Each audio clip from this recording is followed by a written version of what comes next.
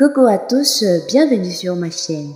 Aujourd'hui, nous allons vous donner quelques expressions qui vont vous permettre de varier votre vocabulaire.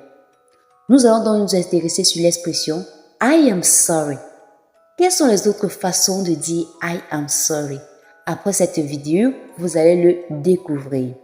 Avant de commencer alors, abonnez-vous, activez la cloche de notification, partagez même déjà, likez, commentez et suivez-nous jusqu'à la fin et vous allez apprendre énormément.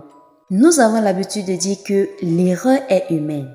Rappelons aussi que elle devient diabolique lorsqu'elle persévère.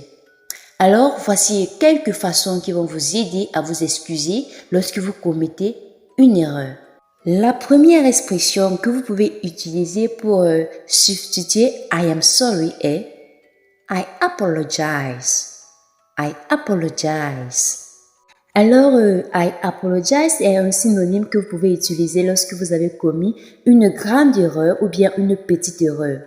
Donc, c'est un synonyme direct et plus formel.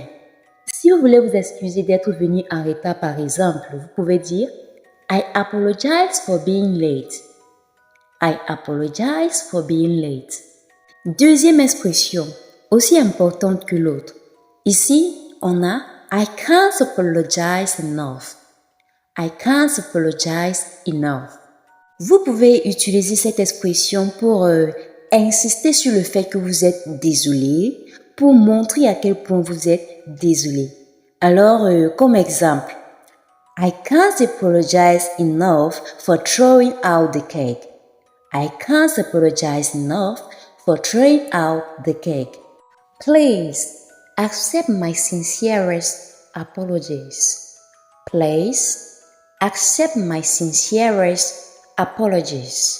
Alors, c'est une expression que vous pouvez utiliser pour montrer à quel point vos excuses sont sincères. Please accept my sincerest apologies.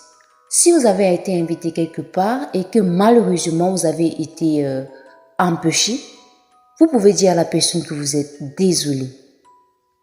Par exemple, I won't be able to attend the presentation on which you have been working so hard. Please accept my sincerest apologies. Voici un exemple.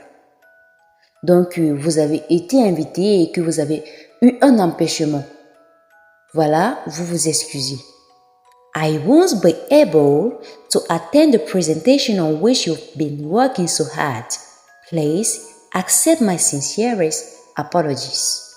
I am regretful. I am regretful. C'est un autre terme que vous pouvez utiliser pour montrer que l'on a de profonds regrets. I am regretful. Alors, si vous voulez utiliser cette expression, rassurez-vous que quelque part dans votre phrase, vous utilisez encore I am sorry ou bien I apologize. Comme exemple, vous pouvez dire I am sorry for missing the tournament. I am regretful.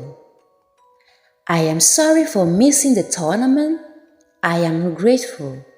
S'il te plaît, pardonne-moi. S'il te plaît, pardonne-moi. Alors, c'est une expression que nous utilisons beaucoup en français. Comment dire s'il te plaît, pardonne-moi en anglais? En anglais, on dit tout simplement please forgive me.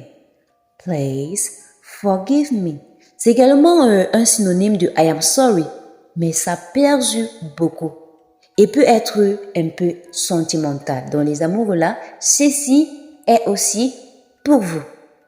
Alors les amis, tu as commis une erreur et tu veux obtenir du pardon.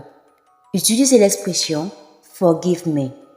Exemple, that was an error on my end. Please forgive me. That was an error on my end. Please forgive me. Et nous sommes à notre dernière expression. C'est une expression que vous pouvez utiliser lorsque vous commettez des gaffes mineures. Donc quand vous commettez une petite erreur, vous pouvez l'utiliser. Et il s'agit tout simplement de pardon me. Pardon me. Pardon me for mispronouncing your name. Pardon me for mispronouncing your name.